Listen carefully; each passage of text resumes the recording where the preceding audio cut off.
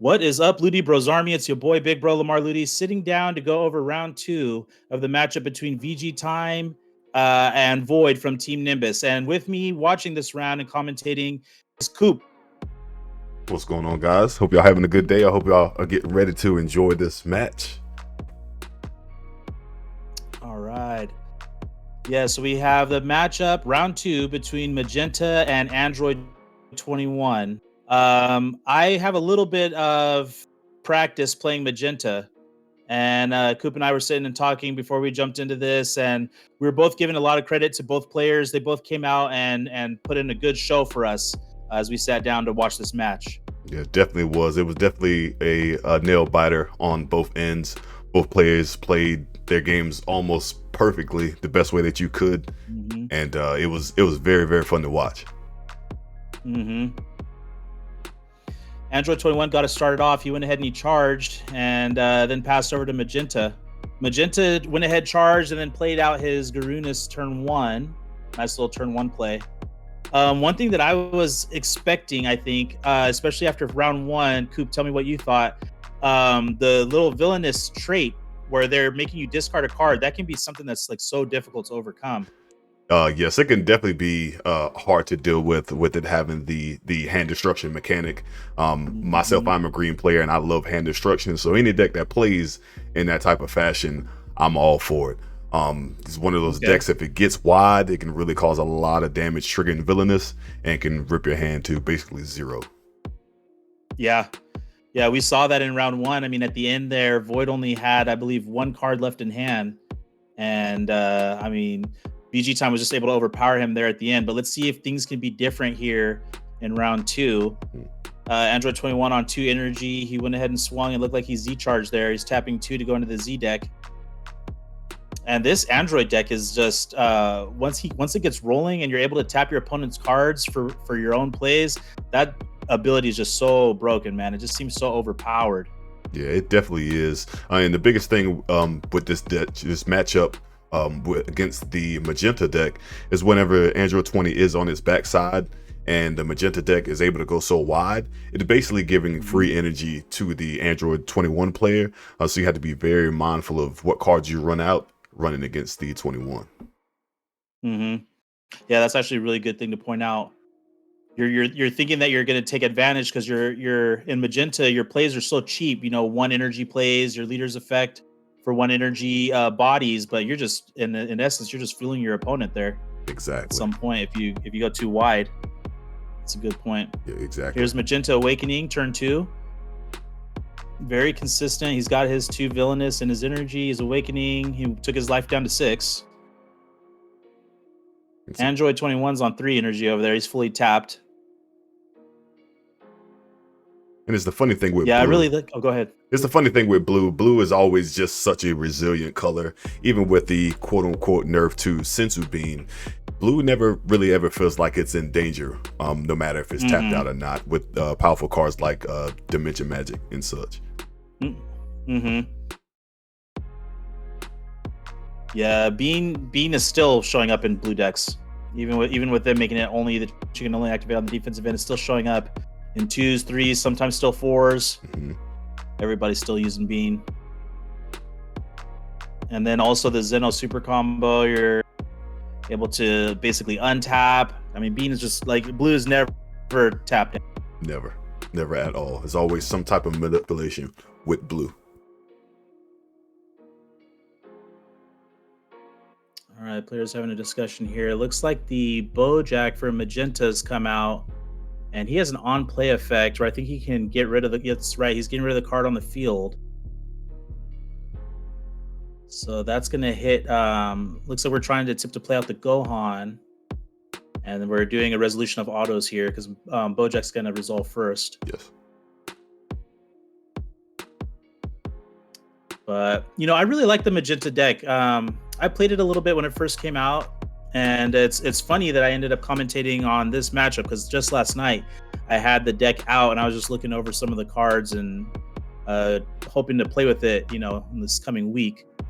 But VG Time's piloting it very well. He's very consistent and very methodical with his plays. We saw that in round one. he really knows how to take advantage of that villainous trait and that hand destruction ability. Yes, exactly. And this is one of the decks of Magenta when it was first revealed, that it looked like it was pretty much mid-tier, but then having a great pilot being able to play the deck and actually seeing what it can really, really do. Hopefully other players that are watching this match, they want to give this deck a try as well. It kind of reminds me of, like, down the line, we had Agents of Destruction a while back, and then we got the SS4 Prismatic deck, and then we had the Ultimate Toa deck a few years ago. It kind of reminds me of those because you have those black leaders, but yet they use all the colors in the game. It kind of reminds me of that type of feel. I always gravitate towards those decks for some reason. AOD is still one of my favorite decks to this day. Exactly. I have both the AOD and the Ultimate Deck Toa built sitting on my desk right now, so I can definitely understand there you go. what you mean. Exactly. All right, we got Android 21 over here. Looks like he was searching through the top 5 to grab, I think that's the 8 drop. Yes, that is the Ceaseless Despair. Okay. Very good card. If you have that card pulled up, Coop, would you be able to give that a read? I will go ahead and give you a read on it. Ceaseless Despair is a very, very powerful card. It has Energy Exhaust, Deflect, Double Strike, and Dual Attack. While your leader is a blue Android 21 card, reduce the combo cost of this card in your hand by 1. Has an auto when this card is played, choosing the number of your opponent's battle cards, ignoring barrier, and place them in the owner's drop. So that's definitely major with ignoring barrier and just clearing a board if you need to.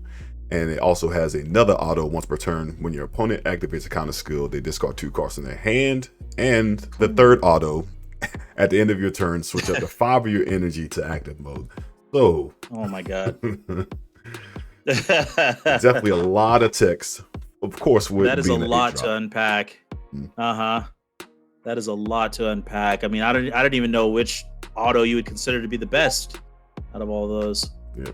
Which ability you'd consider to be the best. Yeah. Well, they all play a good role, especially if you're going against a deck, especially the first auto going against a deck that goes wide, of course, if you're, removing all the battle cards, but you can always get the use of it first, because when you're on your backside and you use their battle cards and Unisys as energy, you tap them, you play the 8 drop, and then you got your use from it, and you'll ship those cards back to the bottom of the deck. And then restanding 5 energy, no specified energy at the end of your turn is a game changer. Yeah, that's true. That's another good point. It's not just mono blue energy. You're just untapping 5. It's just untapping 5. Magenta going up to 3 energy here. He's already down to 4 life. Look like he's activating main on leader. And this was one thing that VG Time's done so well.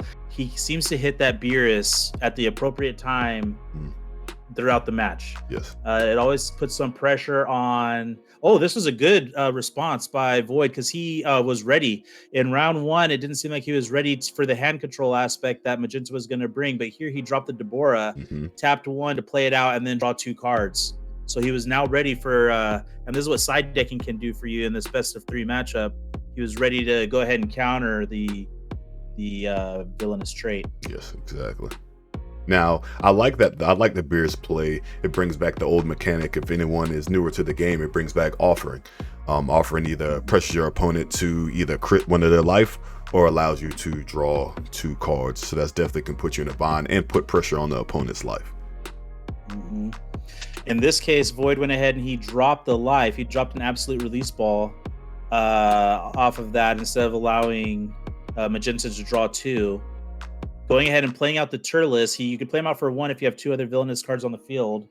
And then that triggers villainous again. So that's why we saw that pan go to the drop. So both players countering each other. Like Coop said at the beginning, they were both played. I hardly think there was any mistakes made on either side. Yes, definitely a grinder. You definitely have to take the time and really think about your plays, because one wrong play, one wrong move, it could be game for you.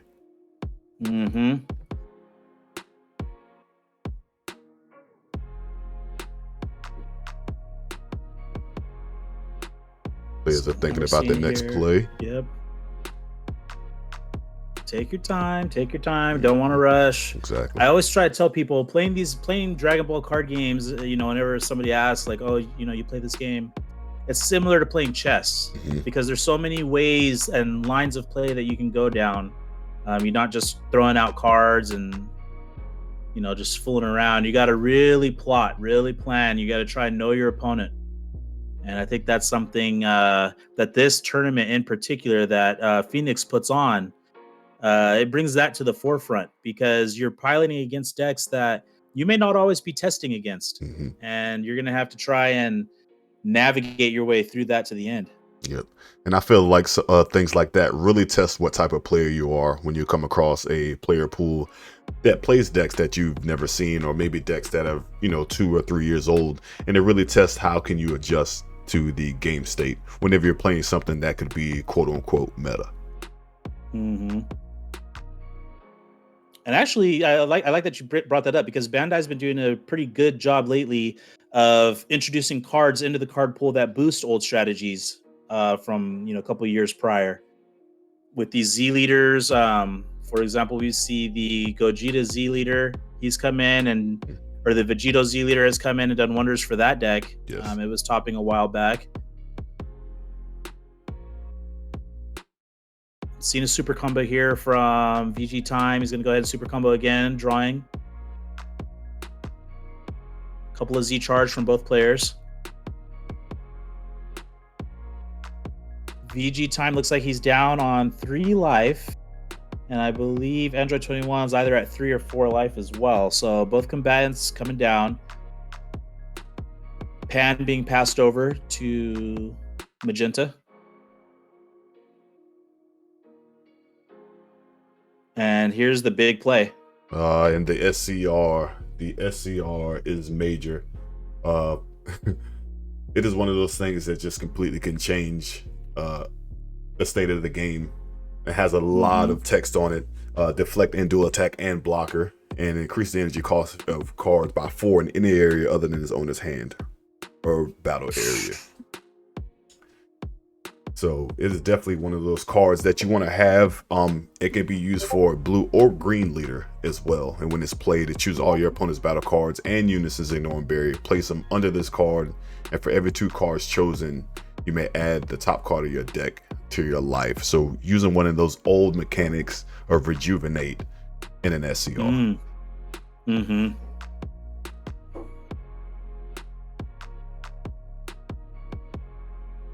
Looks like we're comboing off the Pan.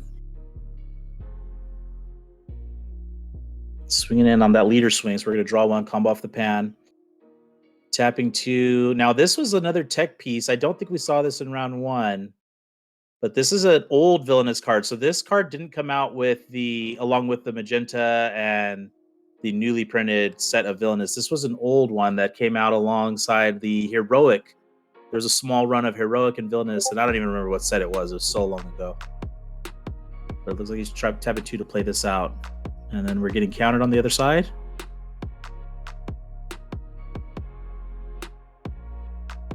Looks like we saw a counterplay from Android 21. I think this kind of play is Usu, if I remember the name correctly. It's a very good kind of play. It sends the card to the card being played to the bottom of the deck, and also the opponent has to choose a card from hand and place it at the bottom of the deck as well. And it only costs. So we're seeing a little bit of hand control back from Android 21. Returning the favor. And returning the favor. And he went ahead and he hit him again with Kusu. He hit 2 in a row. That's got to be painful for Magenta. Try to play out 2 cards and they just don't even make it to the board.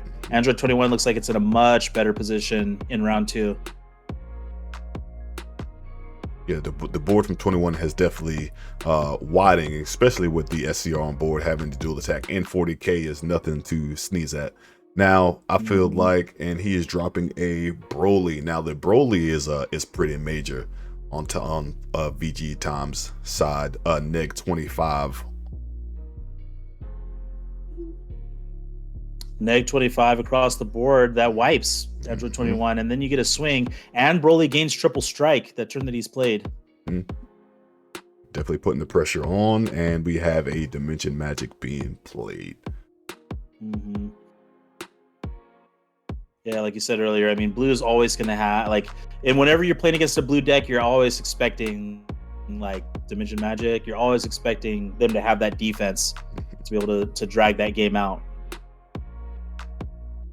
Android 21 looking to go up to 6 energy. Debating what to charge. Hand doesn't seem too big. It seems like it's down to 5 to 6. Yes. We can see 2 cards in the Z energy for Android 21. We've got about 4 cards in the Z for Magenta. So Z decks are live. Charging a Gohan rare and trying to figure out how we're going to go ahead and continue this turn. Looks like we're starting off with a leader swing. Taking the hit. Taking the hit down to 2. Here comes a pan.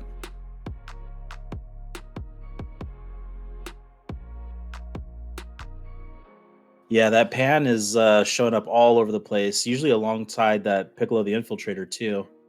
So those are some like blue staples going forward that we're probably going to see in just about every deck. Yeah, being in a cantrip to draw a card and have barrier, definitely pretty good.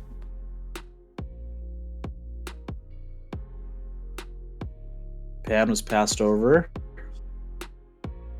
Here we are checking the Z deck. What will we get out? Tap the pan for energy. That's so good. You just basically give yourself an energy. You're just giving them a battle card. Yep. Android 21 from the Z. Snatching up the Broly.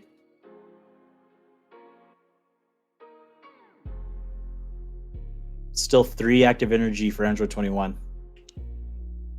And it felt like he's made a lot of plays with only 3 energy that it had solely because I know. Okay, we see the token negate for Magenta. He's going to go ahead and take a life. He's going down to 1, playing a dangerous game. Down to 1.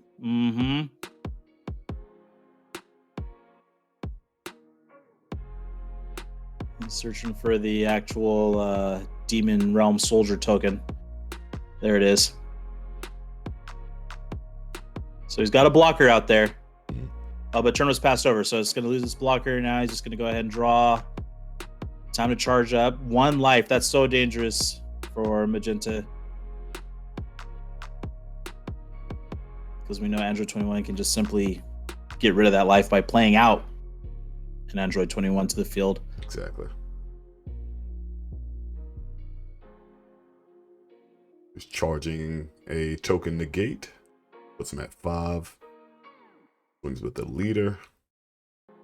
He changes his mind. He swings with lead.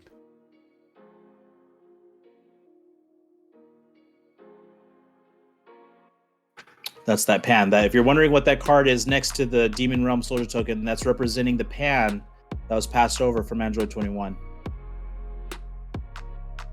There's a beam. The beam never fails. Puts leader Never at 20 fails. for the turn.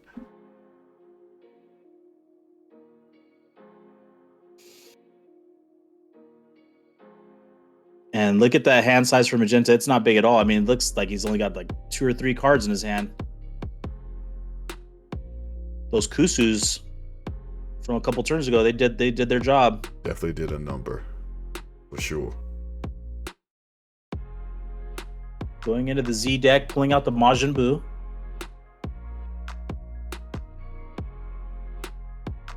That could potentially let him try to eat a card off of the other side of the field. Or just act as a blocker. We'll see what VG Time decides to do.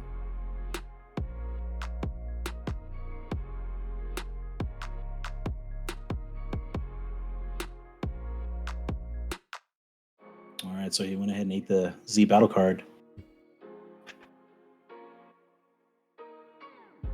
Okay, maybe a few more than 3 cards, but not many. He's only got like 5. Yep, not much left. So he absorbed the Z battle card that gave him an additional 20k to his power.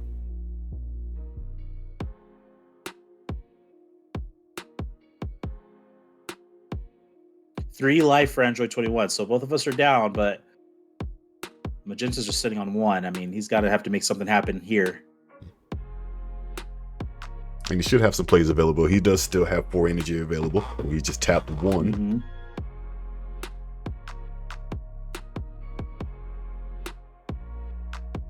Okay, so Android 21 tried to hit that card that was coming out off of the leader effect with the absolute release ball, but this Beerus has deflect. So he's hitting the field. He's not going to be touched by that counter play. Once again, this Beerus to give an option of offering, and he decided to crit a life, puts him down to 2. See, that's what I meant. Like, he always seemed to play that Beerus at the right time to now get him within double strike range. Mm-hmm. But that is something with the Magenta deck. I don't believe, aside from the Broly with triple, which we saw earlier, I don't believe any of these other cards, you could correct me if I'm wrong, Coop, but I don't believe any of these other cards have really double strike on them. They all seem to be like single strikers coming in. Yes, from what I've seen, they don't have really any other keyword skills. But the offering has definitely been major, probably the MVP when it comes to VG Time's deck. All right, so he's debating here how he's going to go ahead and proceed. 3 energy. Still have a swing for Beerus if you want to use it.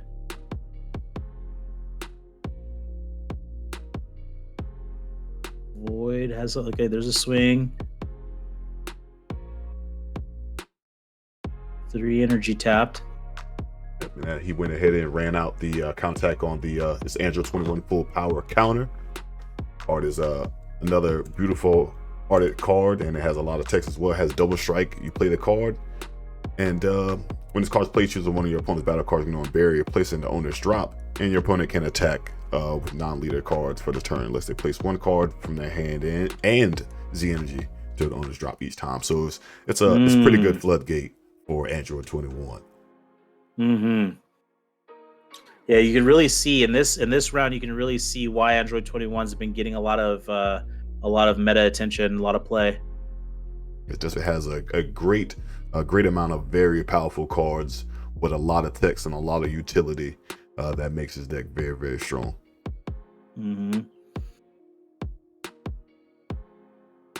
It looks like in round 2, Void came with the appropriate adjustments. So he got a little taste of what Magenta can do in round 1, and now he's really responded well. Tapping 1 for a Realm of the Gods. Beerus destroys. He's going to go ahead and get rid of the Majin Buu.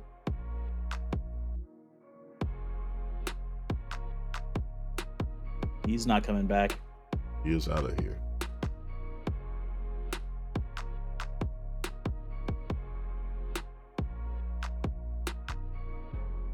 Debating on swinging now. Can you read that again real quick? What happens if he swings? So if he swings with not any non-leader card for the turn, they have to place 1 card from their hand and their Z energy into the drop.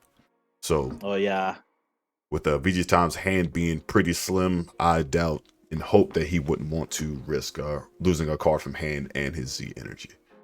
Yeah, you're 100% right, because he just went ahead and passed.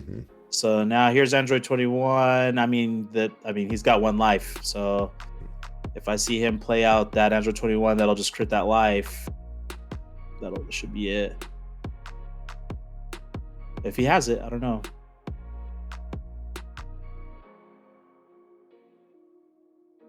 So a little bit of debate here. He's going to go ahead and charge. Pass back. Passing that pan back and forth. Giving himself an energy. Tapping the pan he passed along with... It's so efficient, man. I can't get over that effect. And he dropped the Bad Omen for 5, and that should be it. Unless he has some type of counterplay. Scooping up. All right. Well, I want to thank you guys for tuning into this video of round 2. Coop, I want to thank you for sitting down with me to go over this round. If you want to give any shout outs, go ahead and do it now. Shout outs to you, man. Appreciate you having me on here and just having a good time. Shout outs to Phoenix as well for inviting me to do this. And hopefully I'm on here for many more. All right, man. Well, thank you guys for tuning into this video, and I'll see you guys next time. Y'all have a good one. Thank you for watching the video.